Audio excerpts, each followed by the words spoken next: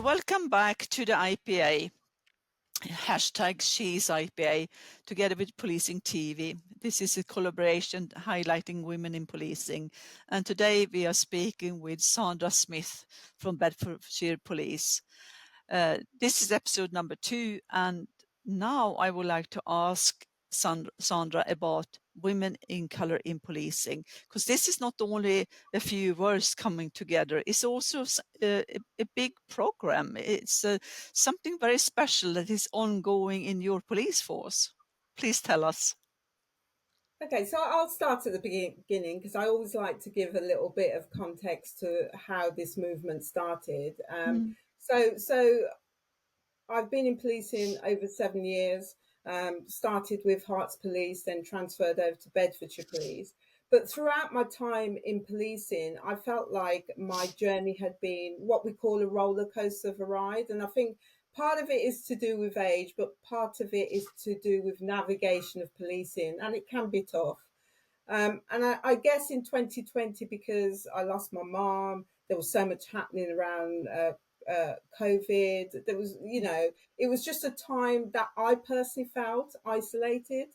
Um, and because I couldn't see the representation within the force, I put out a call to action to women of colour, wherever you're sitting, whether you're an officer or a member of staff, step forward and tell your story. Now, I didn't expect women to step forward, but they did.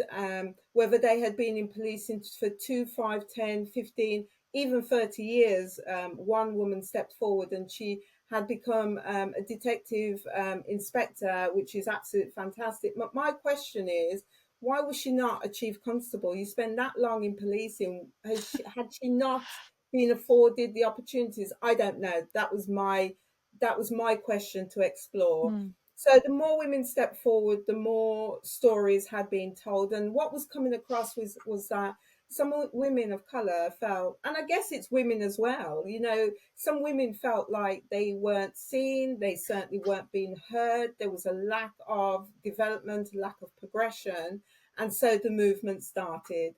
I then transferred over to Bedfordshire Police, and I met Sam. Sam looks like me. We talk the same language, and we had something in common. And so the movement and the journey started. We've got several kind of initiatives that sit under this movement. We've got a program which unsticks our women, because sometimes when you sit in your seat long enough and you become disillusioned, and that's not just in policing, that's in life, you become stuck and you don't know what the next is. So there's a program, 8 weeks, that unsticks the women, that gives them the tool and the motivation to get up and move forward. We have one-to-one, we have a mentoring program, we have a coffee morning drop-in. That's just a bit of what we do. The movement has been going since 2021. It's now a national movement, so it sits across 40 plus forces. Wow. I myself and Sam, we drive it across BCH, which is Bedfordshire, Cambridgeshire, and Hertfordshire Police. But like I say, it's on the national platform, and we're now engaging with international partners as well. So this organization, Women in Color in Policing, is that an NGO or is it something that is connected to the police organizations? Yeah, it's most definitely a police organisation. So everything we do as part of policing. We are supported by our chief constables. We want to be a critical friend to policing. You have to be inside to do that. Having said that, we do have retired officers. We have volunteers. So there is we don't. It's a rankless movement. So it doesn't matter whether you're chief constable or whether you're a volunteer. We are all treated the same because we're all working towards the same goals. Yeah. So I shouldn't call you an organization. It's more like a network. Would that be Yeah, it's more correctly? not a network, a movement. No, So the a difference movement. between Yeah. yeah, a movement is about advocating on behalf of the women. So if we feel that there needs to be more focus in a particular area, then we advocate. We advocate on a national platform to make changes. So that's why we call it a movement, advocate for voices, and we Yeah. advocate for change. From what I'm listening to so far about it, is more to empower women in policing. Absolutely. Yeah. And for women, we say women of color, women to know their worth. You know, sometimes you mentioned earlier about, you know, what is it like within policing to have a work-life balance? Well, Mm. actually, you can be whatever you want to be, but there needs to be an understanding of how you can get from A to B. And I think, you know, when we talk about the IPA, I think that really opens your eyes to what opportunities there are out there, but I know we're going to Mm. cover that off at some point. Yes. Yeah. We will talk about that as well. Well, Yeah. the representation of women in color in policing, when we talk about leadership in policing, that must be one of your challenges when your movement try to do something to empower women. And you mentioned this lady that you met in the beginning.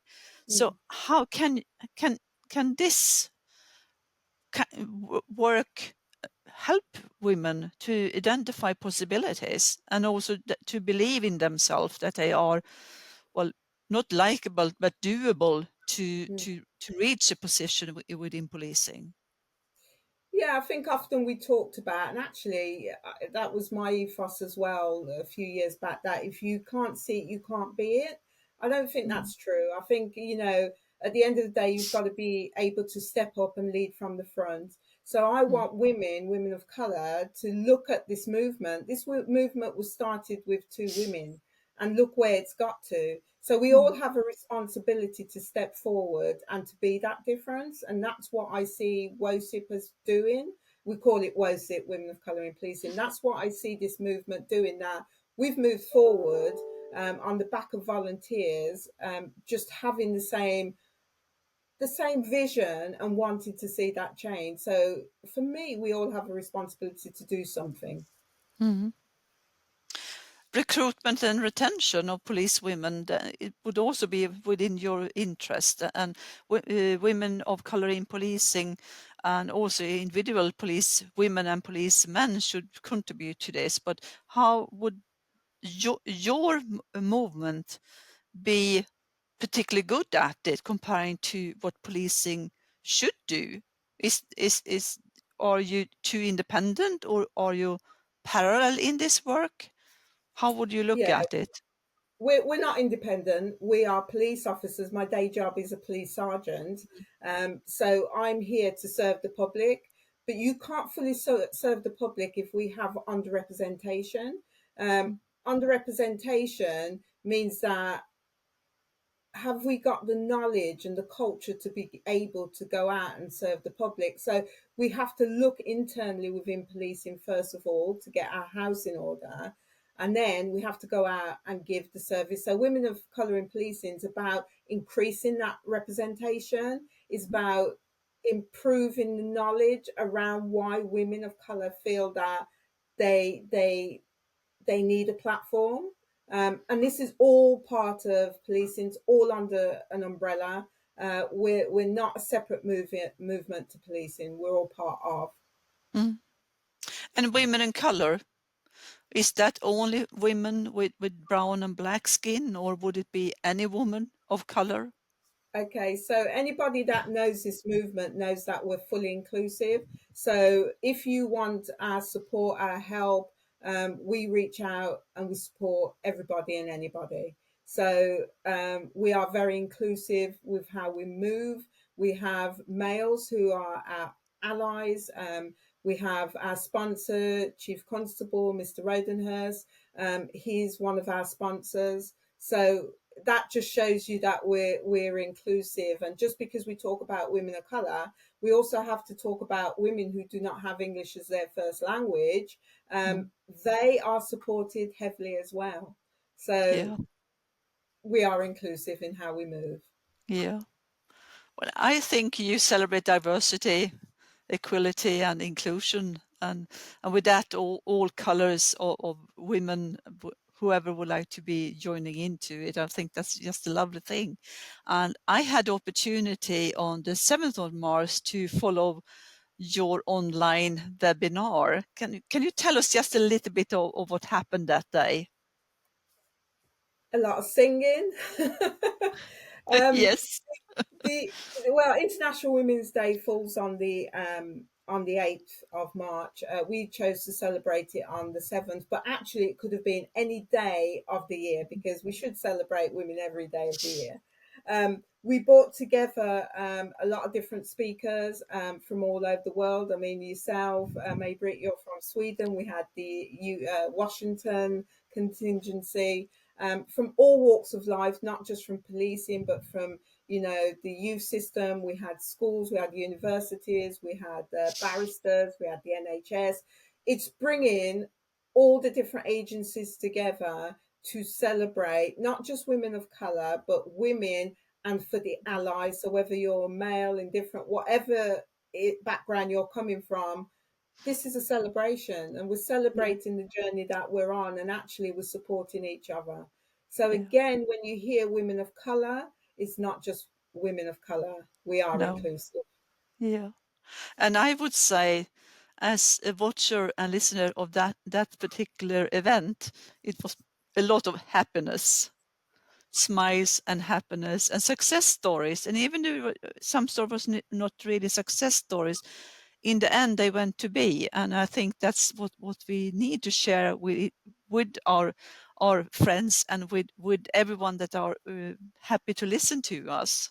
So I would say thank you for episode 2, Sandra. I'm so happy for knowing more about women of color in policing, and we are recording for Policing TV and hashtag She's IPA, and we will soon be back and listen more about how Sandra think about International Police Association. So just wait for episode number 3.